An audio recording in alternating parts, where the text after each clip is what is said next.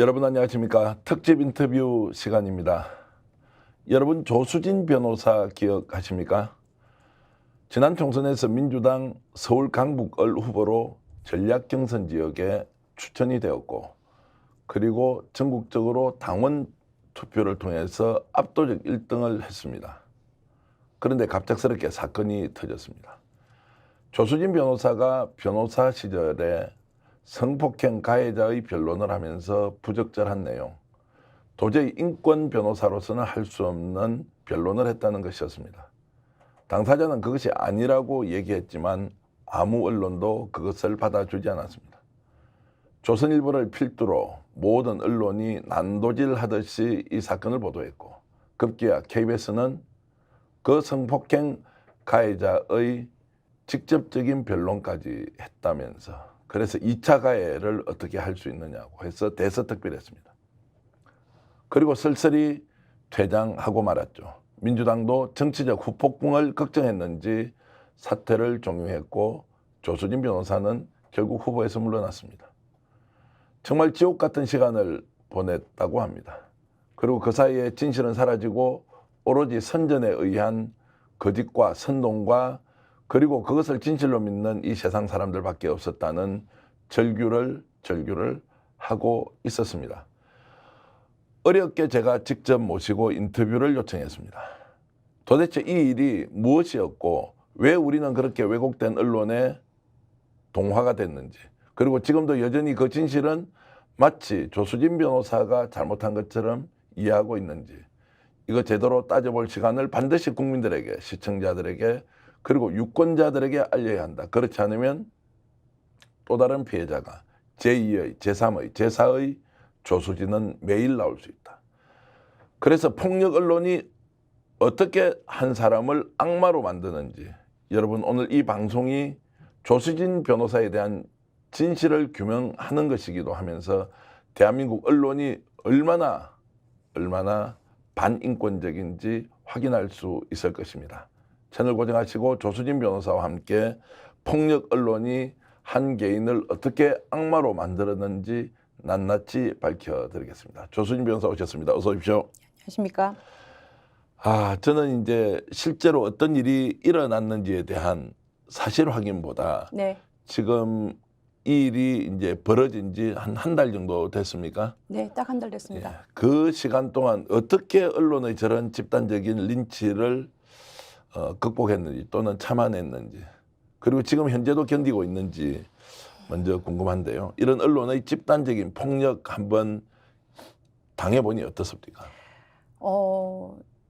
억울해서 사람이 죽을 수도 있겠다라는 걸 처음 깨달았어요. 네. 그러니까 사실 제가 뭐가 있겠습니까? 변호사로 살아왔고 시민운동 해왔고 명예밖에 없는 사람이었는데 온 인생을 그냥 뭐 허위로 난도질을 당했는데, 이제 뭐 선거 기간도 그랬지만 그리고 끝났고, 근데 언론에서 계속 거론이 되는 거예요. 패륜 변론으로 한편이 무섭더라고요. 한편 조수진 변호사는 패륜 변론으로 물러났다, 뭐 사퇴했다, 뭐 야밤에 도망갔다, 내지는 먼저 인간이 되어야 한다, 이런 식의 이 뭐 논평이나 기사가 계속 이어지고, 그때의 느낌은 사실 그 뭐 경선 첫날 둘째 날 그리고 본 선거 들어가서 첫째 날 둘째 날 4일 만에 제가 사퇴를 한 건데, 한 셋째 날 정도, 그 4일 동안 벌어진 일 중에서 셋째 날 정도 됐을 때는 눈덩이가 굴러오는 것 같은 그런 느낌이었어요. 납덩이 같은 게 저희서부터 이렇게 굴러서 이렇게 깔리는 느낌이 들었고, 한동안은 음식 맛이 좀 안 느껴지고, 그리고 제가 요즘엔 이명이 조금 생겼어요. 그러니까 삐 하는 증상이 생겼는데, 그 당시에 가족이 이제 저를 옆에서 돌봐주면서 그랬대요. 제가 그러니까 누가 나 쳐다본다고 커튼을 못 걷게 했다고 하더라고요. 근데 저 잘 기억이 안 나는데, 당시 느낌은 모두가 나를 쳐다보고, 누군가가 식당을 가도 누가 쳐다보면 저 사람 또 나에 대해서 뭘 제보하려고 하나? 이런 느낌이었어요. 근데 이게 제가 요즘에 이제 여러분들 말씀을 들어보니까 언론에 의해서 당해본 분들이 공통적으로 무슨 기마 군단이 달려오는 것 같은 그런 뭐 이제 환시를 느꼈다든가, 밤에 막 소리 지르면서 깼다든가 그런 말씀들을 하시더라고요. 그래서 상당히 심리적으로 굉장한 고통을 느꼈습니다. 자, 그래서 인생 전체가 파멸되어 버린 느낌, 지옥 같은 시간이었다. 네. 그런데 이걸 어떻게 이제 참고 견디면서 오늘 이렇게 인터뷰까지 나오게 됐습니까? 그 과정에서 극단적으로 고통이 몰려왔고 네. 한편으로는 극단적 외로움도 있었을 거고 극단적 고립감도 극단적 공포도 이제 있었을 텐데 그 상황을 어찌됐든 극복을 좀 했으니까 오늘 이렇게 당당하게 나와서 얘기를 할 수 있지 않습니까? 네. 자, 그 과정은 어떻게 지금 스스로 이겨냈습니까? 돌아보니까 저는 지난주에는 제가 괜찮은 줄 알았는데 돌아보니까 지난주에 괜찮지 않았고 지지난주에는 괜찮은 줄 알았는데 지난주에 비해서 더 괜찮지 않았던 것 같아요. 매주 조금씩 이렇게 올라가려고 노력을 하고 있는데 처음에는 그런 생각을 했습니다. 나는 잘못한 게 없다. 그러니까 나는 괜찮아야 한다. 왜냐하면 잘못한 게 없으니까요. 아직 언론이나 사람들이 오보로 허위 뉴스로 인해서 모를 뿐이지 전 잘못한 게 없었어요. 그 생각으로 좀 버텼던 것 같고요. 그러니까 명예를 회복해야 된다. 그러려면 뭐 지금 뭐 두루누워서 될 일이 아니다라는 생각으로 버텼던 것 같고 막상 이제 선거 기간 중에 주변의 조언을 받아서 지금부터 대응을 해야 알려진다. 선거 끝나면 아무도 보지 않는다라고 해서 정정 보도를 요청하는 이제 활동을 시작을 했는데 막상 정정 보도가 너무너무 안 나고 보도도 처음에 그 허위 뉴스가 그 기간 동안 하루 이틀 3일 4일 동안 300개가 조수진으로 검색하면 나오는데요. 그거에 비하면 지금 정정 보도 낸 데가 제가 한 2주 넘게 노력했는데 7개인가 나왔습니다. 그것도 이제 큰 언론은 아직까지 버티고 있고요. 무력감도 느꼈고 너무너무 이 화가 나서 화병이 난다는 게 이런 거구나라는 생각이 드는데 요즘에 어떤 생각을 하냐면 건강을 잃으면 다 잃는다. 왜냐하면 앞으로의 활동을 통해서 더 좋은 모습 보여주거나 또는 계속해서 정정 소송을 내는 걸로 나에 대한 세간의 평을 수정할 수는 있지만 내가 여기서 쓰러지거나 건강을 잃으면 다 잃는다. 이런 생각으로 버티고 있습니다. 자, 시청자 여러분들께 좀 말씀을 드리면 조수진 변호사가 민주당 경선 후보, 민주당의 서울 강북을 후보로 결정되고 난 뒤에 언론의 이제 난타를 당하고 나서 후보 사퇴를 했는데요. 자, 보수 언론은 정책 목적을 위해서 그렇게 했을 수도 있다. 그런데 이제 민주사회를 위한 변호사회 사무총장 출신입니다. 조수진 변호사가 그 민변에 있는 회원도 또 시민단체, 여성단체 심지어 진보 언론조차 나서서 조수진의 변호사 활동에 대해서 시비를 걸고 문제를 삼고 그것이 결과적으로 후보직을 사퇴하는 데 이르는 이런 일종의 동조자 또는 함께 공격했던 언론, 시민단체 그리고 변호사들이 있었습니다. 이제 이 부분도 조금 이따가 자세히 좀 말씀을 드릴 텐데요. 우리가 특정한 사안에 경도되어서 왜곡된 사실을 가지고 그것도 완전히 허위 날조된 사실로 한 사람을 어떻게 공격해서 죽여냈는지 그리고 그 과정에서 개인은 얼마나 감내할 수 없는 고통 그리고 지옥 같은 삶을 살았는지 여러분 한번 들어보시고 이 일이 나에게도 일어날 수 있다. 이 일이 나에게 일어난다면 또는 나와 가까운 가족이 이 일을 당한다면 여러분들은 어떻게 하실 건지 생각해 보면서 오늘 인터뷰를 좀 더 집중해 주시면 좋겠고요. 자, 인생 전체가 파멸되는 느낌이었다. 그러면 자, 아시는 분은 아시지만 조수진 변호사가 어떤 사람인지 지금까지 어떤 활동을 해왔던 사람인데 왜 이렇게 악마가 되었는지 이제 얘기를 좀 풀어가 보겠습니다. 조수진 변호사 경북대 법대를 나오셨죠. 네. 그리고 사법고시를 하셨고 네. 그리고 첫 직장으로 어디를 갔습니까? 제가 경북대학교 이제 5학년 때 사법시험을 합격해서 연수원 들어갔을 때가 25살이었고요. 예. 27살에 나왔을 때 노동법 학회에서 굉장히 감동을 받았기 때문에 노동법이 이대로 실현되는 사회가 되면 얼마나 좋겠는가라는 생각에 저는 학생운동을 했던 사람은 아닌데 노조에 들어갔습니다. 네. 그 제 경력 중에 새날법률사무소라는 곳이 민주노총에 보면 금속노조가 있지 않습니까? 거기서 상근을 한 겁니다. 그러니까 금속노조 법률원이라는 곳에 이름이 새날법률사무소고 2년 반 동안 노동조합 상근 변호사로 굉장히 많은 노동자 사건 그리고 뭐 여러 가지 뭐 형사 사건, 뭐 민사 사건 등등 노동조합 사건만을 대리를 했습니다. 제가 듣기로는 이제 그 당시 경북대 법대에서 이제 4학년 마치고 그 다음에 이제 사법고시를 했고 또 여성 변호사였으니까 연수 마치고 네. 대구에서도 사실 이제 선배들이 로펌을 만드는데 특별히 좀 참여해서 제대로 대구에서 가사 부분에 이제 변호사로 활동을 하자. 이제 어떻게 보면 이건 굉장히 큰 기회이기도 하고 네. 또 요즘 보통 체간의 평가로 보자면 돈도 좀 많이 벌 수 있는데 굳이 본인이 그런 길을 마다하고 이제 노동과 관련된 또는 노동자 문제 또 노조 문제 이렇게 관심을 가지고 갔던 그 선택의 그 예를 들어 이제 선택했던 그런 좀 결정적인 뭐 이유 이런 것들 뭐였습니까? 저희 어머니를 생각해서였어요. 그러니까 엄마가 일을 열심히 하시지만 그 일한 거에 비해서 많은 소득을 얻지 못한다라는 생각을 늘 했거든요. 그래서 우리 어머니 아버지 보면 새벽부터 일을 하시고 밤늦게까지 일을 하시고 뭐 쉬어보신 적이 없잖아요. 근데 왜 그 부자들만큼 돈을 벌지 못하는가? 이게 계속 어린 마음에 의문이 있었는데 노동법을 공부하다 보니까 이 분배가 잘못돼 있다.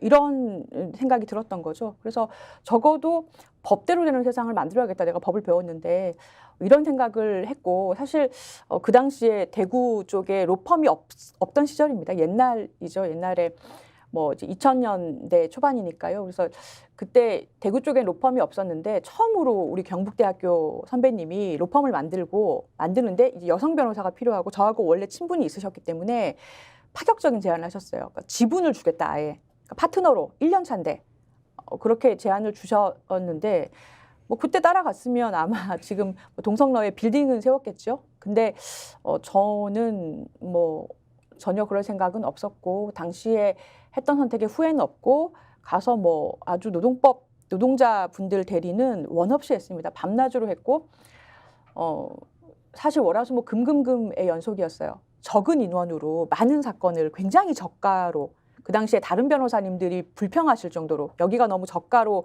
노동 사건을 다 해버리니까 사건이 시장이 왜곡된다라고 하실 정도로 민변 변호사님한테 들은 얘기예요. 네. 아마 반농이실 수도 있는데 굉장히 많은 수의 사건을 처리하고 그랬습니다. 자, 그러고 나서 이제 어쨌든 노동자 편에서 뭐 노동자 형편에 맞게 변론 법률가로서 이렇게 이제 활동을 하셨는데 그 뒤에 이제 갔던 것이 이제 금속노련이었습니까? 민주노총 금속노조에서 상근을 2년 반 정도 하던 때에 예.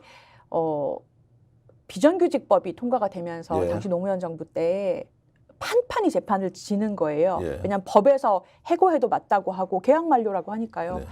굉장한 문제의식과 괴로움을 가지고 있었는데 당시 민변에서 만났던 이정희 변호사님이 예. 민주노동당 국회의원이 됐다라고 하시면서 네. 보좌관으로 변호사를 한 명 데려가고 싶은데 같이 가려나라고 제안을 주셨어요. 그때가 몇 년도입니까? 그때가 2008년인 것 같습니다. 근데 제안을 주셨고 그때 저는 민주노동당이면 다 노동법을 개정하는 줄 알았어요. 네, 잘 네. 몰랐던 거죠. 그래서 바로 따라갔습니다. 다 버리고 바로 따라가서 국감을 3번 했죠. 3년 동안 보좌관으로 4급 및 5급 정책보좌관으로 이정희 의원님 모시고 민주노동당 당원 활동을 했습니다.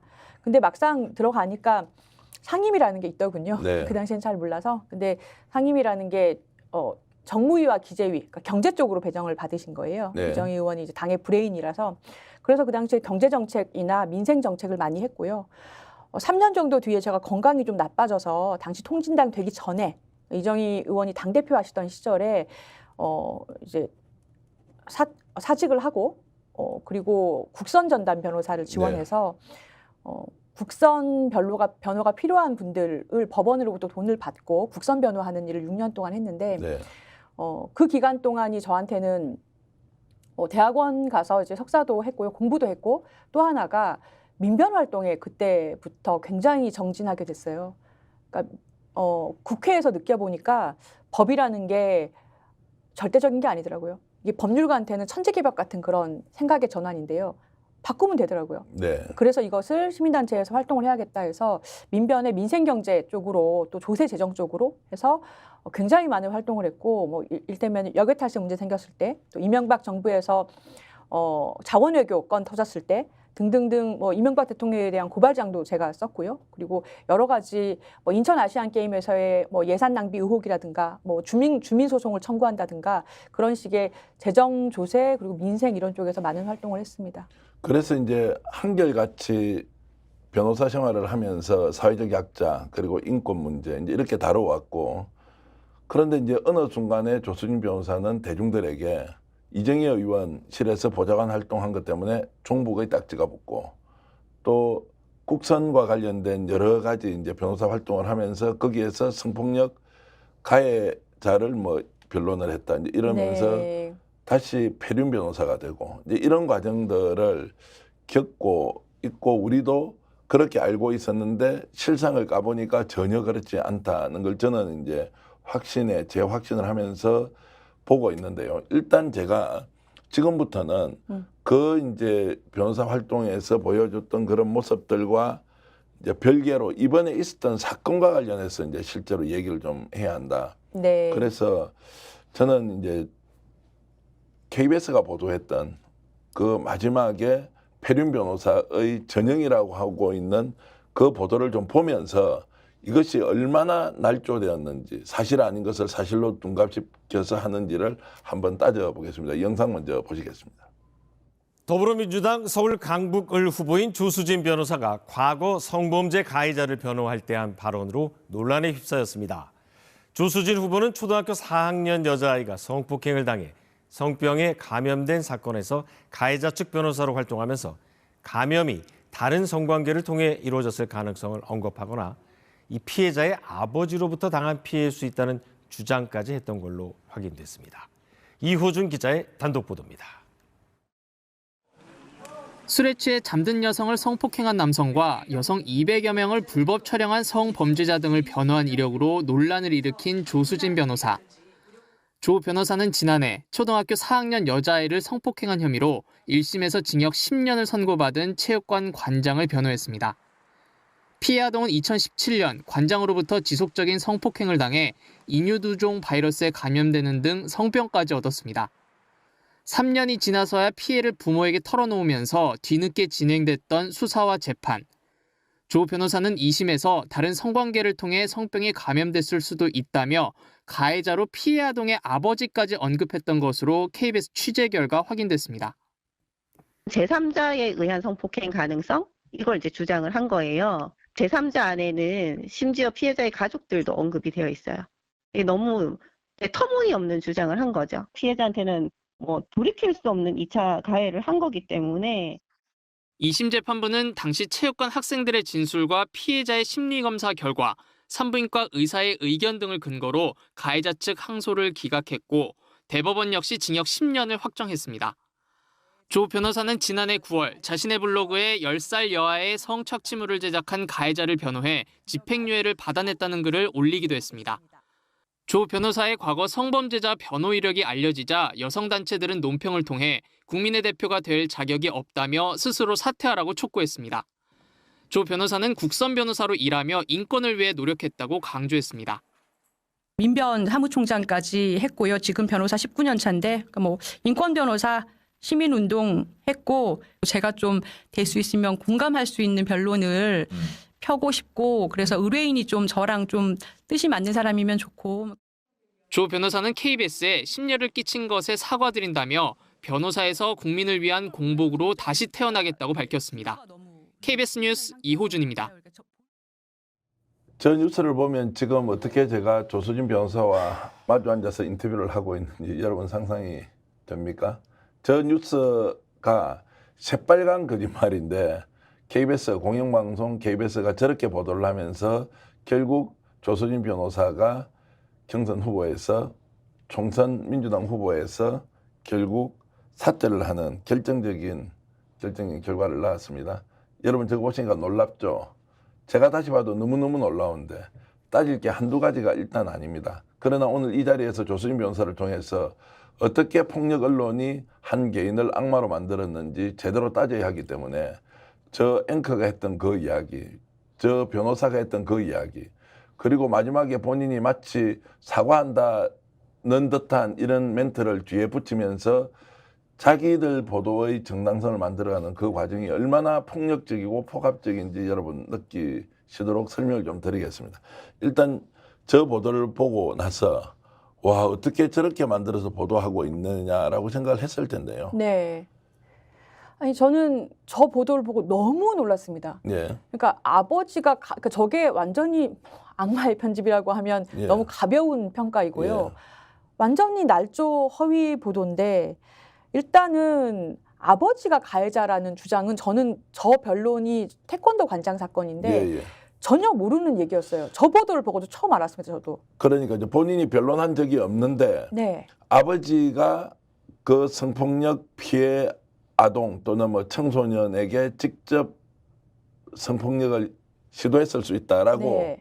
변론한 적이 없는데 네, 변론한 적이 없고 그것이 사실로 확인됐다고 지금 네. KBS가 보도를 하고 있지 않습니까? 그리고 그 신진희 피해자 변호사님은 제가 법정에서 여러 번 뵀어요. 예. 늘 조용히 앉아 계셨는데 네. 갑자기 그런 얘기를 하시니까 제가 그 보도를 보고도 제가 내 얘기인가? 너무 믿기지가 않는 거예요. 그리고 전체적으로 내용이 완전히 다른 것이 예. 보면은 그리고 그 피해자 아동의 성병의 이름을 밝히는 거는 그 친구 지금 고등학생이 돼서 이 방송 다 보고 있습니다. 네. 근데 그에 대한 2차 가해죠. 이게 KBS가 예. 지금 2차 가해를 하는 거죠. 근데 예. 다 떠나서 그 관장에 의해서 성병이 걸린 것으로 확인되었음에도 불구하고 아버지에 의한 가해를 주장했다. 너무나도 터무니없는 주장을 했다. 이게 지금 줄거리잖아요. 근데 일단은 그 당시 그 사건은 이미 다른 언론에서 보도된 분량만 제가 말씀을 드리겠습니다. 개인정보기 때문에. 그러면 그 사건은 3년 전에 성폭력을 관장으로부터 당했다면서 지금 시점에 진단서를 가지고 고소를 했고요. 네. 근데 그 진단서에 성병이 걸린 이력이 있다라고만 나온 사건입니다. 네. 자, 근데 여기서 그러면 3년 전에 피해를 입었는데 지금 날짜로 받은 진단서를 내는 게 증거가 될 수가 없지 않습니까? 당연히 증거가 안 되겠죠. 그러니까 저는 인과관계가 부인된다라는 예. 말을 한 것이고 그 다음에 성병 이력이 있다라는 게 나왔는데 그 관장과 그 처를 성병 검사를 해봤을 때 성병 바이러스가 안 나왔어요.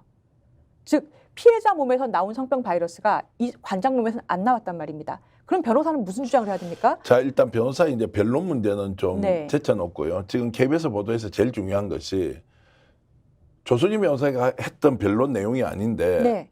자, 아버지가 성폭행을 했을 수도 있다라고 한 발언이 없는데도 불구하고 한 사실이 없잖아요. 없습니다. KBS는 단독 보도로 자, 이것을 확인했다. 그리고 그것을 변호사가 조목조목 설명을 해줍니다. 이런 2차 가해가 세상에 어디 있느냐. 그런데 중요한 것은 조수진 변호사가 이 발언을 한 사실이 없다는 거예요.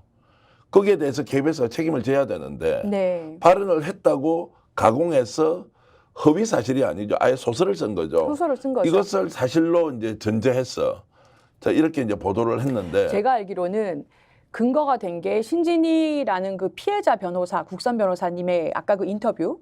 그 님자까지 굳이 붙여야 되고 하시는데 이런 표현까지 존중을 해야 되는지는 잘 모르겠습니다. 예, 신진희 변호사의 그 인터뷰. 네. 그다음 또 하나가 판결문인 것으로 알아요. 네. 2심 판결문에 보면 피해자 및 변호인은 아버지 및 제3자에 의한 가해 가능성을 주장하나 근거가 없고 이런 문구가 한 줄이 있습니다. 네. 그 한 줄을 가지고 소설을 쓴 거예요. 네. 피고인 아니면 변호인이 주장했는데 이 변호인은 조수진이다. 여기서부터 이제 이게 허황한 거예요. 네. 왜냐하면 그 사건에서는 그 2심에서 출석한 변호사가 3명이었고요. 변호사가 무려 몇 명이냐면 수사에서 변호사가 1명 있었고요. 근데 기소가 되니까 가족분들이 바꾼 거예요. 네. 1심에서 변호사가 또 있었고요. 그러니까 A 변호사, B 변호사, 제가 세 번째 변호사이고 2심에서도 변호사가 또 3명이었어요. 그런 변호사가 총 등장한 사람이 하나, 둘, 셋, 넷, 5명인데 어느 변호사인지를 판결문에 써놓은 게 없는데 KBS에서 이거 조수진이다 라고 쓴 겁니다. 그게 팩트입니다. 그게 팩트인데 더 중요한 거는 저기 나오는 신진희 변호사 얘기를 해야 되겠는데 저분이 방송을 하시는 지금 뭐 민변 소속인지 아닌지는 잘 모르겠습니다. 그러면 변호사라면 그 5명의 변호사 중에서 설사 1심에서 그런 말을 했던 변호사가 있다 하더라도 조수진 변호사가 그런 말을 한 사실이 없는 게 분명한데도 저 KBS 보도에서는 단독입니다. 확인했습니다. 그리고 변호사의 멘트가 나오잖아요. 이게 하나로 조합이 되고 결국 조수진 변호사가 저런 말을 했노 결론 낼 때는 오히려 신진희 변호사의 저 말이 더욱더 결정적으로 작용을 한단 말이에요. 저게 결정타였죠. 결정타죠. 네.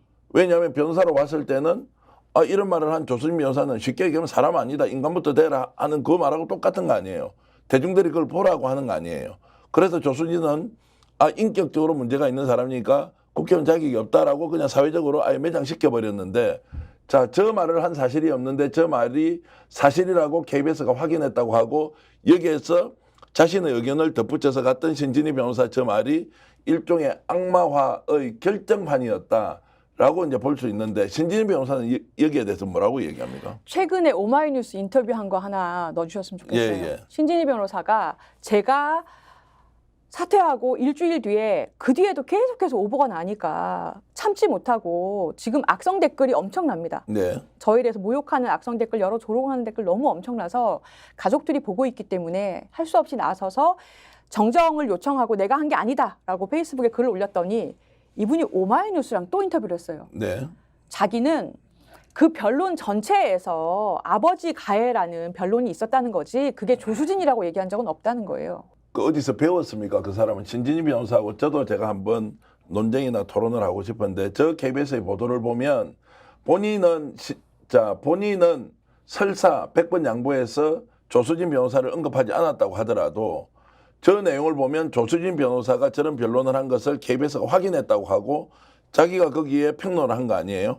조수진이란 이름은 나오지 않죠. 그러면 어떻게 해야 됩니까? 신진희 변호사는 오마이뉴스 가서 인터뷰를 할 게 아니라 KBS가 이게 왜곡 보도했다고 KBS에 정정 요청을 해야죠. 그렇죠. 바로 했어야죠. 왜냐하면 저는 저 허위 뉴스 때문에 사퇴를 했으니까요. 그러니까요. 그러면 신진희 변호사가 KBS의 보도에 대해서 문제가 있다라고 해야 되지. 나는 조수진 변호사라고 이름을 거론한 적이 없다. 그러면 내가 지금 용산에 문제가 많다. 대통령 이러면 안 된다. 아니 그 대통령이 노무현인지 문재인인지 어떻게 아냐고. 내가 그러면 윤석열하고 이야기했냐. 이 이야기하고 똑같은 건데 이거는 본인이 빠져나가기 위해서 정말로 자기 스스로 얼굴에 그냥 안막을 치고요. 세상 사람들은 그렇게 보지 않는데 일방적으로 주장하는 것과 똑같다는 겁니다. 제가 알기로는 나중에 이제 민변에서 저를 비난 성명을 또 내셨습니다. 네. 이제 근데 거기서도 그럼 확인을 뭔가 했을 거 아닙니까? 왜냐하면 변호사 모임이기 때문에 판결문에 피고인 및 변호인은 아버지 및 제3자에 대한 가해 가능성이 있다고 주장 하나가 있더라도 그게 조수진 변호사가 아닐 수 있다는 가능성을 너무 잘 알고 있는 거예요. 네. 변호사들은 다 압니다. 그래서 이 변호사가 조수진이 맞느냐라고 확인 전화를 했대요. 거기서 또 제가 전해 들은 바입니다. 전해 들은 바는 그분이 맞다라고 확인을 해줘서 민변 그 비난 논평이 나갔다고 해요. 그 지금 민변도 멘붕에 빠진 거예요. 왜냐하면 피해자 국선 변호사가 뭐 하는 사람이냐면 재판 때마다 나와서 그 재판 이게 메모해가지고 피해자, 그러니까 검사하고 이 같이 편이 돼서 이 재판 기록해서 피해자한테 전달해 주는 사람이거든요. 그러니까 재판마다 나온 사람이에요. 근데 그 사람이 그렇게 얘기하니까 맞겠다라고 확인했다는 거예요. 그래서 신진희 변호사는 지금이라도 제가 평론을 잘못한 것을 수정하고 사과하고 또 법적 책임을 져야 하듯이 그 인터뷰가 실제로 한 사람 그리고 한 정치인의 인생을 어떻게 만들었는지 결정적인 사유가 됐다면 진심으로 있는 내용을 밝히고 사과하고 그리고 응당한 책임을 져야 한다. 그리고 그것이 KBS라고 하는 언론에 악용되었다고 생각하면 빨리 KBS에 정정 보도를 요청해야 하는 것이 맞지. 지금 이것을 나는 구체적으로 조수진이라고 이름을 거론하지 않았기 때문에 문제가 없다는 식으로 피해갈 수 없다고 생각합니다. 만약 그렇다면 본인도 지금까지 사회적 활동을 해왔던 수많은 사례 중에서 똑같이 당할 수 있다. 제가 이 말씀을 드리는 이유는 오늘 조수진 변호사 인터뷰를 통해서 한 개인이 어떻게 악마가 되는지 언론이 얼마나 폭력적으로 특정한 사안을 다루어 가는지를 얘기하면서 동시에 이 일은 언제라도 나 자신에게 올 수 있다. 누구든지 이렇게 당할 수 있다. 그래서 이것을 좀 더 정확하게 알려드릴 필요가 있다는 생각이기 때문에 신진희 변호사는 이 문제에 대해서 본인이 진솔하게 있는 사안을 그대로 얘기해야 한다. 심지어 민변까지 그렇게 본인이 확인했다고 얘기했다면 더 큰 일이고요. 제가 알기로는 신진희 변호사가 피해자 국선을 이제 그 법원이나 여성부에서 피해자 국선 제도라는 걸 만든 지가 그렇게 길지 않거든요. 근데 1호로 뽑혀서 거의 대목격인 분으로 알아요. 그러니까 피해자를 대리하다 보니까 가해자로 지금 피의 혐의를 받는 사람을 변론하는 변호사에 대해서 어떤 분노가 있을 수는 있는데 2차 가해를 하는 사람들 많이 겪어서 분노가 있을 수는 있는데 그게 나는 아니다. 근데 왜 이 무고한 사람한테 그렇게 하셨는지 지금이라도 본인이 뭔가 착오를 하셨다면 정정을 하시거나 사과를 하셨으면 좋겠습니다. 그리고 이 KBS 보도 이후에 그 다음 날 쏟아진 그 KBS 보도 인용 보도들 아버지 가해라는 폐륜 변론했다 막장 변론했다는 게 제가 이번에 다 세어보니까 83건이에요. 예. 거의 그날 목요일 날 그 보도 때문에 핸드폰이 제가 어떤 상태였냐면 내비게이션을 못 보고 문자 확인을 못할 정도로 계속 기자들 전화가 오는 거예요. 83건의 기사가 나려면 얼마나 많은 사람이 전화를 걸었겠습니까? 계속 삐 계속 그런 상태였고 그때 제가 정말 아 이래서 연예인들이 공황 장애가 오는구나라는 생각이 들었어요.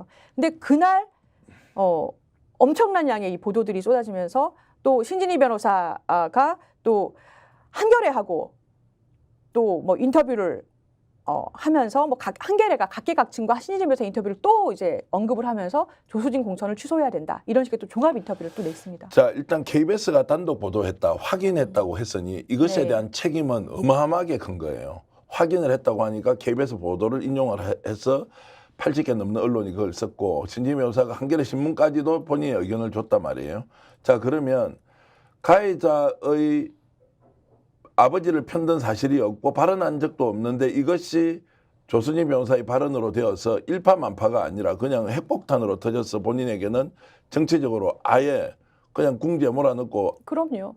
아니 대중이 그때 뭐라고 하셨냐면 이제 우리가 앞으로 조선일보를 처음부터 다시 돌아가서 봐야겠지만 저는 대중의 마음이 돌아선 거는 그 순간이었다고 판단하고 있어요. 네. 뭐냐면 제가 경선에 도전하자마자 성범죄 변론 논란이 있었지 않습니까? 성범죄를 여러 차례 변론한 사람이 여성 가산점을 받는 것이 맞느냐라는 갑론을박이 있을 때는 이것은 여성계라든지 이념상의 문제라든지 여러 가지 토론을 하는 분위기였다고 판단이 되는데 대중분들이 어머 저 사람 너무 잔혹하고 저런 사람 국회의원 된단 말이야? 진짜 잔인하고 너무 끔찍해 라고 느끼신 순간이 KBS 9시 뉴스였어요. 네. 그거를 제가 하루 종일 그 다음날 느끼고 나니까 안 되겠다, 사퇴해야겠다는 생각을 하게 된 겁니다. 네. 자, 그 전으로 좀 돌아가 보겠습니다. 그러면 조순희 변호사가 이제 강북을 공천을 받게 되고 그 전에 이제 전당원 권리당원 투표를 해서 네. 압도적으로 박용진 의원을 이제 이겼습니다. 자, 그러고 나서 조선일보가 기다렸다는 듯이 이제 조순희 변호사의 문제를 거론하잖아요. 네. 그 첫 번째 보도가 어떤 거였습니까? 과정을 좀 설명을 드리면 KBS가 대형 허위 기사를 낸 것은 사실 조선일보가 던진 떡밥을 문 걸로 보입니다. 네. 조선일보가 굉장히 세심하고 섬세하고 치밀하게 저에 대한 이 논란을 키웠어요. 말씀을 드리자면 제가 지금 좀 이제 몸과 정신을 추스리고 시간 순서대로 정리를 해봤더니 정말 소름 끼치는 걸 발견했습니다. 일요일에 제가 월화수목 4일 동안 후보였다라고 말씀드렸지 않습니까? 그러니까 일요일 날 제가 경선 도전을 했을 거 아닙니까? 경선 이제 원서를 내고 어쩌고 하는 과정에서 일요일 오전에 제가 페이스북에 제가 이제 강북을 경선에 도전합니다라고 8시에 올렸는데 조선일보에서 11시에 통진당 이정희 보좌관 조수진 경선 도전이라는 기사를 내고 그리고 오후 5시에 조선일보가 박용진 죽이기라는 기사를 냅니다. 감점 30% 박용진 대 가점 25% 조수진. 경선이 아니라 박용진 죽이기. 그리고 저녁 9시 35분에 뭘 던지냐면 제가 그동안 변론한 1000여 건이 넘어요. 네. 그 판결들 중에서 성범죄 가해자를 변론한 것 중에서 제일 자극적일 수 있는 것. 지금처럼 뭐 아동에 대해서 태권도 관장이 강간했다라는 판결문이 있는 내용, 그리고 뭐 선생님 관련 부분, 무슨 부분 등만 한 4-5가지를 뽑아서 조수진 성폭력 가해자 변론 사건 1, 2, 3, 4, 5 등등을 아예 하나의 기사로 드라이하게 이렇게 성범죄 변론 많이 한 사람이 여성 가산점 받아? 이런 식으로 던진 거예요. 그게 일요일이었고요. 자, 잠깐만 이제 그렇게 가기 전에 제가 중간에 질문 하나 드리겠습니다. 네. 그럼 지금까지 변론 한 몇 건 하셨어요? 한 1000건은 확실히 넘는 것 예, 같습니다. 1000건이 넘는데 그중에 성범죄 관련된 수임을 받아서 한 게 몇 건 좀 됩니까? 제가 이번 일을 겪으면서 세보니까 평생 성범죄 가해자를 사선으로 제가 예. 수임한 게 10건 정도 되는 것 같습니다. 1000건 중에 10건이면 이제 1%인데 아, 어찌됐든 1%, 예. 자, 그래서 그거밖에 되지 않는데 조선일보는 보도를 할 때 아예 성범죄 가해자 전문 변호사다 이렇게 이제 낙인이 찍히도록 일단 보도했다는 거고. 네. 아까 이제 그 통진당 이정희 의원의 보좌관 출신이다라고 하는 그 낙인은 종북 쪽의 낙인을 찍어놓고 그런 거죠. 종북의 성폭행 가해자 전문 변호사다 이제 이런 프레임을 갖고 접근을 했다. 그날 3개를 던진 겁니다. 하나는 아무거나 걸려라는 거죠. 네. 지금 보면 종북을 빨갱이 논란을 일으키던가 네. 아니면 가산점 감산해서 사천 논란, 박용진 죽이기라는 거를 던지던가 이걸 물던가 아니면 성범죄 가해자 변론 많이 한 사람이다. 네. 라는 걸 물던가 물어라 하고 이렇게 시간을 두고 3개를 던진 거예요. 네. 그러고 나서 그 다음날 월요일, 화요일 동안에 여러 언론들이 조선일보가 던진 판결문들을 파기 시작했어요. 그래서 후속 보도가 전체가 한 300개가 났는데 월요일, 화요일 동안에 200개가 난 거죠. 이 판례, 저 판례, 이 판례, 저 판례 하면서. 자, 오늘 이제 얘기해야 될 것 중에 하나가 그러면은 이제 성폭력의 피해자이든 가해자이든 이제 변호사는 변론을 해야 하고 변호사 윤리 규정에 뭐 누군가 자기가 변론을 받고 싶은 하는 사람은 법적으로 보장이 돼 있어서 국선 제도도 있는 거 아니에요. 네. 그러면 이제 가해자 쪽은 변론을 하지 않아야 한다. 가해자 쪽 변론한 사람은 정치를 하면 안 된다. 공직에 나가면 안 된다. 이런 이상한 프레임이 지금 만들어지게 돼 있는데 직업적으로 그렇게 선택하는 거 아니에요. 네. 이 부분은 어떻게 생각하세요? 저는 이 부분을 정말 이번 일에서 우리가 교훈을 얻었으면 좋겠습니다. 저는 이왕에 사퇴를 했고 그런데 여러분 이 건을 똑바로 짚지 않으면 우리 국민들이 피해를 보세요. 네. 무슨 말씀이냐면 누구나 무죄 추정의 원칙을 적용을 받아야 돼요. 흉악범의 혐의를 받더라도 선고가 땅땅땅 나기 전까지는 무죄로 받고 또 하나가 누구나 변호사의 변론을 받을 권리가 있다. 이 두 가지가 헌법에 명시가 되어 있습니다. 그래서 변호사 윤리장전이라는 게 있어요. 대한변협에서 만든. 거기서 보면 사건 내용이 비난받을 수 있다는 이유로 수임을 거절하면 안 된다. 징계 사유다. 이렇게 써 있어요.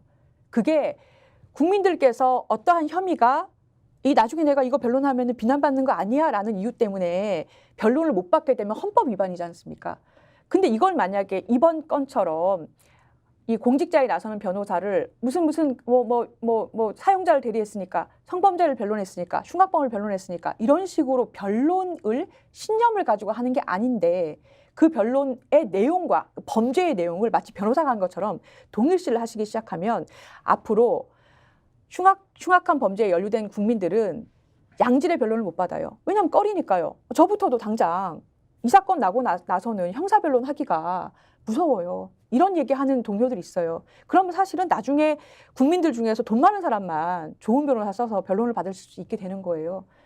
근데 언론이 그걸 모르고 지금 실제 사실이 아닌 내용을 왜곡이 아니고 그냥 거짓으로 아예 덮어씌우기를 하고 있는데 언론은 진짜 모르고 이렇게 했겠습니까? 아니면 조선일보를 비롯한 보수 언론이 이 문제를 집중적으로 다룰 때는 뭔가 정치적 목적을 가지고 했다.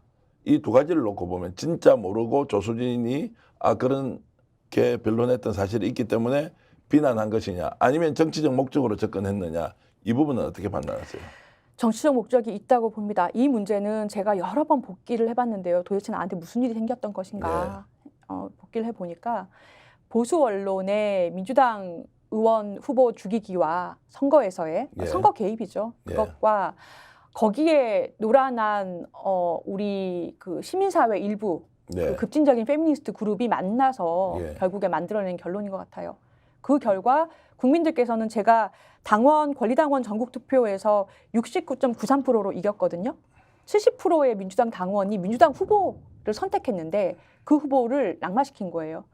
근데 이게 왜 민주당 후보에 대한 선거 개입이라고 보수 언론의 선거 개입이다라고 저는 판단했냐면 나중에 민들레의 김성재 기자님이 그런 분석을 하셨더군요. 같은 기간에 조수진의 성범죄 변론으로 검색하면 300건의 기사가 있는데 국민의힘의 조수연 후보의 성범죄 변론으로 검색하면 기사가 몇 건이겠어요? 3건밖에 없답니다. 네. 같은 만약에 이론상 토론을 해보자 이게 공직자가 이렇게 해도 되느냐라는 게 문제였다면 왜 100배의 차이가 나겠냐는 겁니다. 이건 어떠한 문제를 제기하려는 게 아니라 제가 민주당 후보이기 때문에 당한 일이라고 생각합니다. 그래서 이제 이 부분을 반드시 인지하고 조수진 변호사와 관련된 일련의 왜곡 허위 보도는 정치적으로 조수진을 매장시켜야 되겠다. 민주당 후보를 어떤 식으로 어떤 낙마를 시켜 하겠다는 사전의 계획과 의도를 가지고 움직인 것이다라고 판단하는 것 외에는 다른 게 없다는 겁니다. 지금도 이것이 허위 사실임에도 불구하고 언론에서는 이 문제를 정정을 한다든지 사과를 한다든지 이런 것 없습니다. 왜냐하면 지나고 났으니까 다 끝이다. 설사 민사소송 들어오더라도 그건 모르겠고 그렇게 해봐야 뭐 몇백만 원, 몇천만 원인데 그 정도 물어주고 말지 이러면서 본인들이 과오를 저질러서 했던 이 내용을 인정하지 않고 있다. 자, 이런 부분 때문에 더욱더 지금 적극적으로 나와서 싸워보겠다.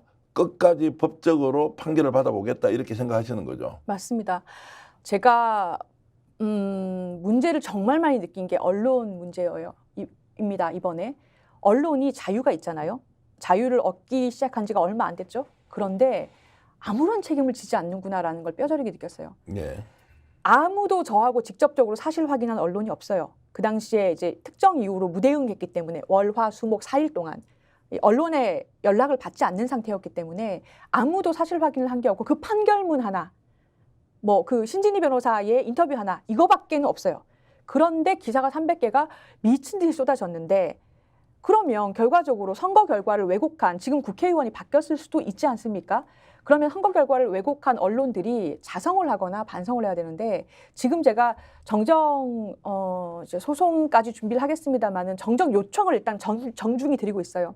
수십 개의 메이저 언론들의 정정해 주십시오라고 정말 간곡하게 정중하게 써서 편지도 보내고 내용 증명도 보냈는데 제가 정정을 고맙게도 해주시는 분들도 있는데요. 한 기자가 전화가 와서 모 기자입니다. 모 언론의 기자가 화를 내더라고요. 아 변호사님 그때 제가 전화했을 때 왜 안 받으셨어요? 이러더라고요.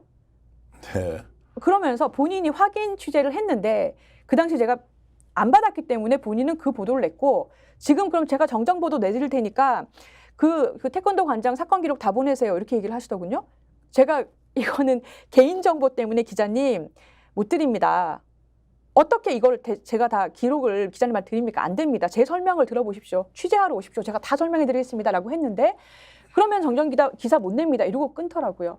그걸 겪고 언론이 정말 문제가 많구나. 왜냐하면 이렇게 큰 자유를 누리면서 아무 책임도 지지 않고 제가 변호사를 선임했어요. 제가 도저히 개인적으로 대응을 하기에 너무 스트레스 받아서. 근데 그분이 하신 얘기가 결과적으로 이제 정정 보도에 승소할 수는 있는데 손해배상을 받아야 될 거 아닙니까? 근데 우리나라에서는 이런 사건이 있어도 위자료가 그래봐야 끼케야 얼마 안 된대요. 그리고 실제로 제가 사퇴를 한 거하고의 인과관계를 밝히기 어렵기 때문에 제가 배상받을 수 있는 금액은 굉장히 소액이고 끝까지 이기더라도 그냥 명예만 남는 것이고 저는 그동안에 법률 비용을 아마 한 수천만 원 정도 쓸 것 같습니다. 그리고 몇 년 걸리겠지요. 이런 상태입니다.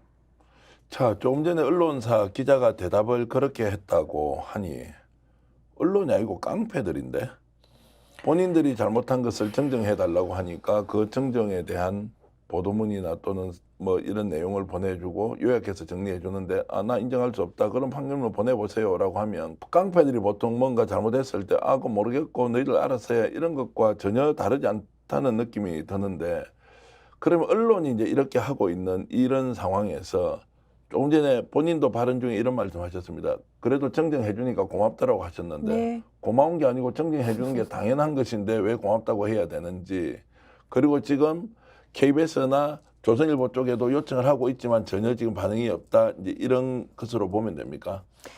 네, 맞습니다. 제가 언론 전문 변호사님 선임을 했는데 고맙다고 해야 정정을 써준다고 하더군요. 언론들의 속성이. 그러니까 정중히 요청을 하면 그러면 내가 한번 써드리지 뭐. 이렇다고 하더군요. 그리고 아까 제가 언급한 모 기자님은 그렇게 저를 추가 취재를 하시고 나서 네. 기사를 쓰겠다고 하더라고요. 그래서 제가 분명히 말씀드렸어요. 그러니까 제가 소송 기록을 요구하시는 걸 못 주기 때문에 정정보도를 못 낸다는 거를 개인정보 때문에 못 드린다는 걸 밝혀달라 했더니 그분이 그 부분을 기사를 쓴 다음에 마지막에 한편 조수진 변호사가 지금 페이스북 등등을 통해서 해명 작업을 하면서 피해자에 대해서 또 그럼 언급을 해야 될 거 아닙니까? 하는 것은 2차 가해 논란이 있다. 심각한 2차 가해 논란이 있다라고 또 썼어요. 야, 참 전쟁을 하는 수밖에 없네요. 맞습니다. 그래서 사실은 마지막은 KBS와 처음부터 떡밥을 던진 그리고 계속해서 밀어붙여서 이 눈덩이를 이 거짓 사실이라도 계속해서 말하면 진실이 되더라고요. 그게 제가 네. 이번에 제일 놀랐는데 눈덩이를 굴려나간 조선일보와 그리고 마지막에 대형 허위 보도를 터뜨린 KBS에 대해서는 제가 사실 정정보도 뭐 요청해도 소용없을 것 같고 소송으로 갈 수밖에 없을 것 같습니다. 아마 긴 싸움이 될 것 같고 그리고 사실은 뭐 좀 이게 뭐 개인이 그렇게 거대한 언론사를 상대로 싸워서 승소 사례가 많지가 않아서 이길까 하는 걱정도 많이 됩니다. 근데 싸워야지 어떡하겠습니까? 이제 법적으로 이기는 것도 중요하지만 이런 사실을 국민들에게 알리고 국민들이 어떻게 판단하느냐. 오늘 방송 보시는 시청자 여러분들이 실체적 진실이 무엇인지 판단하고 지금 언론이 어떻게 보도를 했으며 지금 현재 이 문제를 어떻게 판단하고 있는지 비교해 보시면 이게 얼마나 어처구니없는 사건이고 지금 현재 이것도 정정이 되지도 않고 여전히 싸워야 하는데 엄청난 피해를 봤음에도 불구하고 여전히 본인은 악마의 틀 안에서 지금 움직이고 있는 이런 어려움, 고충을 충분히 제가 이해를 하겠고요. 그런데도 제가 좀 질문을 좀 불편하지만 드려야 되겠습니다. 네. 자, 평소에 한겨레신문, 경향신문 또는 프레시안 같은 진보 언론들 네. 그리고 또 시민단체 왜냐하면 인권운동가, 노동전문 변호사 그리고 민변에서 사무총장까지 하셨으면 이분들하고 좀 긴밀한 유대가 있기 때문에 이런 네. 사실을 소상하게 설명하면 오히려 이해를 해줄 것 같은데 이분들도 다 나서서 이렇게 이번에 뭐 2차 가해다 이런 방식으로 막 공격을 하는 거 있지 않습니까? 네. 그건 또 어떻게 봐야 됩니까? 그게 제가 지금 너무 뼈아프게 생각하는 순간들입니다. 사실은 제가 그때 기자들 전화를 받았어야 했을 것 같아요. 네. 그리고 특히나 저도 한겨레에 아는 분 있고 그리고 이제 여성단체 제가 피해자 직장 내 성폭력 피해자 대리하는 그런 시민단체에 사법연수생 때 25살 때부터 지금까지 22년 동안 무료 봉사를 다니고 있습니다. 그래서 아시는 분도 많이 있어요. 그리고 가해자 변론 한 게 아까 제가 한 10건밖에 안 된다 사선으로 한 게 말씀드렸는데 피해자 변론 한 게 훨씬 많습니다. 네. 그래서 사실은 그때 해명을 드렸으면 이렇게까지 국민 여러분들께 송구한 일이 안 생겼을 것 같은데 그 당시에 이제 두 가지 원인이 있었어요. 하나는 너무너무 정신없이 바빴습니다.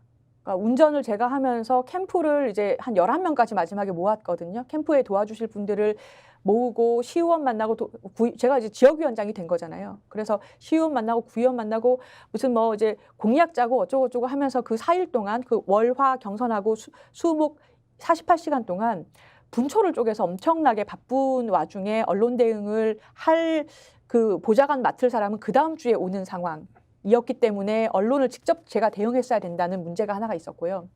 또 하나가 제가 이 문제가 처음에 일요일 날 아까 그 조선일보 보도 터졌을 때요. 그때 바로 정춘숙 의원님께서 여성계 의원님이시죠. 의원들 있는 쪽에 이걸로 항의를 하셨다는 걸 제가 나중에 전해 들었습니다. 그래서인지 이제 저한테 여러 뭐 의원님들이나 당에서 이거를 대응해야 되지 않겠나라고 연락을 주셨고 저도 판단을 했는데 그때부터 해서 월화 수목 4일 동안 당에서 이제 제가 조언을 구할 수 있었던 분들의 목소리는 무대응하라는 거예요. 그렇게 그렇게 조언을 받았습니다. 왜냐하면 모르겠어요. 그 정치공학적으로 볼 땐 그렇답니다. 그러니까 프레임을 성범죄 변론 안 했다 했다로 싸우면서 계속 갈 거냐. 그게 아니라 윤석열 정권 심판하고 그러니까 프레임을 지금 여기서 전쟁이 벌어지고 있는데 이쪽으로 옮겨야 된대요. 근데 이게 눈덩이처럼 제가 느껴졌다고 말씀드렸잖아요. 그 보도의 양과 마지막에 국민들께서 등을 돌리는 순간 제가 결국 사퇴할 수밖에 없었는데 여성계하고도 불필요하게 제가 월요일, 화요일 내내 계속 싸웠어야만 했고 시민단체도 등을 돌렸고 난 이렇게 조수진 변호사가 성인지가 잘못된 진보 인사지만 그런 분들이 있잖아요. 네. 다른 부분에만 감수성이 있고 성인지가 잘못된 사람인지 몰랐네라고 다 돌아서고 마지막에 대중까지 돌아설 때까지 당에서 오판하신 건 뭐냐면 우리가 전선을 딴 데로 옮길 수 있다고 판단하셨던 것 같아요. 근데 지금 와서 돌아보니까 이게 얼마나 대중적인 정서를 모르고 있는 것인가. 그게 저는 제 생각대로 했어야 되는데라는 점이 좀 뼈아픈 점입니다. 그래서 이제 후회해도 소용없지만 그 당시에 대응을 좀 적극적으로 했으면 하는 아쉬움이 굉장히 많이 남아 있고 또 공당에서 민주당 후보로 그 공천을 했으면 당에서 이 문제를 전면적으로 다루든지 어떻게든 사실이 아닌 건 아니라고 얘기를 해야 하는데 사실이 아니라는 그 자체를 밝힐 기회가 없이 그냥 무너져 내려버린 이런 상황에 대해서는 우리가 모르는 뭔가 이런 의도가 있었다는 생각하고 있습니다. 그 의도가 무엇인지 지금 이 자리에서는 밝힐 수는 없지만 분명히 조수진 변호사가 경선에 참여하고 후보가 되고 낙마하는 그 과정에서 언론의 보도, 마지막에 당 내부의 의사결정 과정까지 보면 석연치 않은 부분이 너무나 많다. 그러면서 한 사람이 악마가 되어버렸는데, 자, 제가 이제 이런 말씀 좀 질문으로 드릴게요. 사실 제가 조수진 변호사이면 나도 그렇게 당할 수 있는 거 아니에요. 언론이 그렇죠. 마음 먹으면 맞아요. 특정인을 이렇게 죽일 수 있잖아요. 예. 자, 이런 걸 보면 와, 누구나 조수진이 될 수 있다. 그러면 우리는 언제라도 피해 당사자로서 악마가 될 수 있는데, 이런 점 어떻게 보세요? 그게 제가 이번에 너무 놀란 점입니다. 저는 사실은 언론에서 많이 나오는 거는 무슨 근거가 있는 줄 알았어요. 네. 그렇게 믿고 살았습니다. 그게 정상적인 사람의 생각 아니겠습니까? 근데 이번에 겪어보니까 처음에 저는 뭐 강간통념을 제가 뭐 홍보에 활용하고 이걸로 써서 변론하세요라는 블로그 글이 있다라는 거를 처음에 프레시 안에서 1보를 냈고 그다음에 한겨레에서 2보를 냈는데 단독이라고 하면서 그 기사를 봤을 때 제가 어떻게 생각했냐면 웃으면서 야, 기자가 국어 시험을 안 치네. 네. 막 되는구나 이렇게 생각했어요. 예. 근데 이게 한 명이 쓰고 2명이 쓰고 10명이 쓰고 100명이 쓰고 300개의 기사가 나니까 반복이 되니까 사람들이 다 믿는 겁니다. 그 당시에 길 가는 분들이 저를 비난하는 눈으로 본다는 걸 제가 느꼈어요. 목요일쯤 됐을 때. 제가 느낀 게 뭐냐면 진실을 보도하는 것이 아니라 보도하고 싶은 것을 보도하는 것이 언론의 속성이고 본질이고 언론이 많은 양을 보도하면 그것이 결국에 대중에게 진실이 된다. 그걸 너무 이번에 뼈저리게 느꼈습니다. 자, 그래서 정치가 잔인해서 특정한 목적을 가지고 언론을 활용하거나 악용하고, 그래서 악마를 만드는 그 과정에는 보수 언론, 진보 언론 할 것 없이 본인이 보여주고 싶은 것을 진실로 만드는 일종의 작업을 하고 있는 것이 지금 언론이다. 그러면 우리가 알고 있는 정치, 언론, 공공재라고 얘기하지 않습니까? 우리 네. 사회의 공익적 가치를 위해서 각자 직업적 소임을 가지고 직업 윤리로서 접근해서 특정한 사안들을 다루어 가는데, 이번에 조수진 변호사 사건을 통해서 본 대한민국의 정치와 대한민국의 언론은 정말로 한마디로 악마를 만드는 기술자들이다. 이런 생각이 들 수밖에 없습니다. 저는 언론의 책임에 대해서 지금 와서 보니 책임을 물을 방법이 없어요. 이게 그냥 지나가는 구름 네. 같아서. 근데 굉장히 많은 사회에 너무나도 많은 뭐 영향을 끼치지 않습니까? 예. 근데 그것이 악영향일 경우에 잡을 수 있는 방법이 있어야 된다는 생각을 많이 했고, 민주당에서 2021년, 2022년에 추진하셨던 언론 피해자 배상법이 있잖아요. 그러니까 5배를 배상하게 하는 그런 법인데 그게 좌절됐거든요. 근데 그런 법이라도 통과가 돼야 저 같은 언론 피해자들이 제대로 된 구제를 받지 않겠는가 이런 생각도 했고요. 정치도 그렇습니다. 오히려 민주당 후보라는 이유로 제가 이렇게 비난을 근거 없이 당할 때 민주당의 누구도 이거 진짜냐라고 물어봐 주지 않고 오히려 안에서 싸웠어요. 제가 사실은 자진 사퇴를 한 겁니다만은 그럴 수밖에 없었던 것은 마지막 날에, 즉 KBS 오보가 마지막으로 정점을 그 전날 9시에 찍고 그 다음 날에 80여 개의 기사가 쏟아지고 길만 지나가도 강북에서 그때 제가 이제 선거운동 준비를 하기 때문에 강북을 계속 돌아다녔는데 길만 지나가도 따뜻하시던 시민분들이 변했어요. 수근수근 하면서 막 이렇게 하시는 걸 제가 느꼈는데 네. 그 상황에서 보도가 난 것이 한겨레 단독 나고 계속 보도 난 게 민주당 안에서 조수진 사퇴 논의를 하고 있다는 거예요. 네. 자, 제가 그때 느꼈던 것은 우리 후보를 그러면은 이 보수 언론으로부터 무고하게 당하고 있는데 똘똘 뭉쳐서 지켜내는 그런 그룹이 아니라 거기에 흔들리시는구나. 저는 그때 너무 좀 좌절감을 느꼈어요. 무력감도 느꼈고 결국에는 그렇다면 지금 이 일파만파 상황에서 제가 계속 이걸 완주를 한다면 결국에 저 혼자 싸움이 되는 것이고 당 전체의 경합지가 있잖아요. 여기에 굉장히 악영향을 줄 것이고 그럼 제가 처음에 출사표를 던진 것도 퇴색되고 이렇게 해서 만약에 국민들께서 선택해 주셔서 당선이 된들 그런 국회의원이 어떤 의미가 있겠는가라는 생각에 결국에 사퇴까지 한 겁니다. 자, 지금부터 조수진 변호사는 이제 어떻게 하실 겁니까? 지금부터 자, 법적으로 대응을 해서 KBS 조선일보와 끝까지 싸워서 사법적 판단을 받는다. 이제 이거는 계획으로 이제 갖고 계신 거고, 다른 외부 활동 지금 어떻게 다시 재개하시려고 결정했습니까? 예, 저 알릴레오 북스는 이제 다음 주부터 다시 촬영을 들어갈 거고요. 네. 저는 사실은 스픽스에도 복귀를 하고 싶습니다. 예. 제가 제일 찾고 싶은 거는 제 명예도 있고 일상도 찾고 싶어요. 다시 일상으로 돌아가고 싶고 그리고 이제 개인적으로는 제가 그런 잔을 지고 싶진 않았지만 어쨌거나 언론에 의한 변호사의 윤리침해라는 문제를 화두를 떠안게 됐어요. 제가 피해자니까요. 그 점에 대해서도 관련 활동을 하고 싶고 무엇보다 뭐 긴긴 정정 소송을 내는 작업을 이제부터 차근차근 해나가야 될 것 같습니다. 우선 근데 좀 약간 건강을 좀 찾아야 될 것 같아요. 네.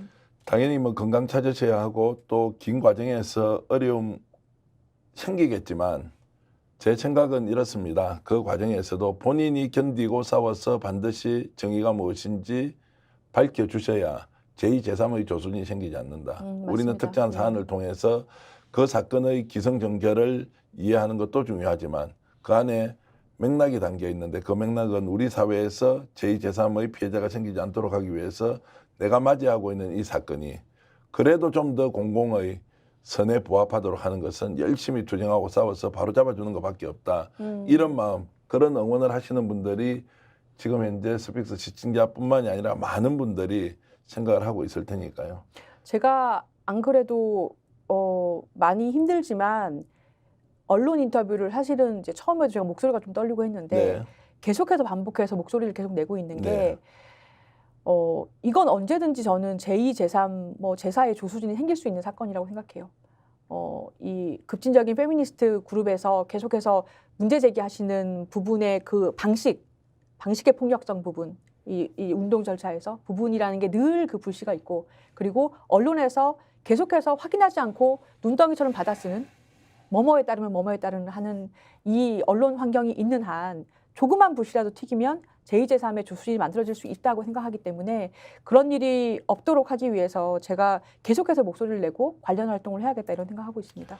열심히 싸우셔서 명예회복이 곧 우리 사회의 공공선을 회복하는 것이다. 이런 생각으로 임해 주시면 좋겠습니다. 시청자 여러분, 오늘 긴 시간 인터뷰 보셨는데요. 자, 어떤 걸 느끼셨습니까? 내가 알고 있는 지금 사실이 진실이 아닐 수 있다. 그 진실을 밝히고 싶지만 밝힐 수 없는 상황에서 고통받는 사람은 정말로 지옥 같은 생활을 하는 수밖에 없다. 그래서 지금 이 순간에 이미 커다란 엄청난 좋은 글씨가 새겨져 있는 조수진 변호사를 보면서 이 일은 나에게도 똑같이 생길 수 있다. 그러면 우리가 왜 사느냐? 우리의 인생이 무엇이냐? 우리가 지금 맞이하고 있는 정치란 무엇이냐?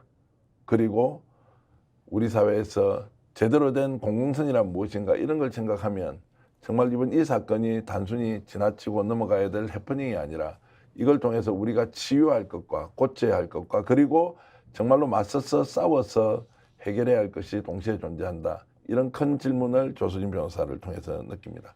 오늘 특집으로 마련한 인터뷰 여러분 시청해 주셔서 고맙고요.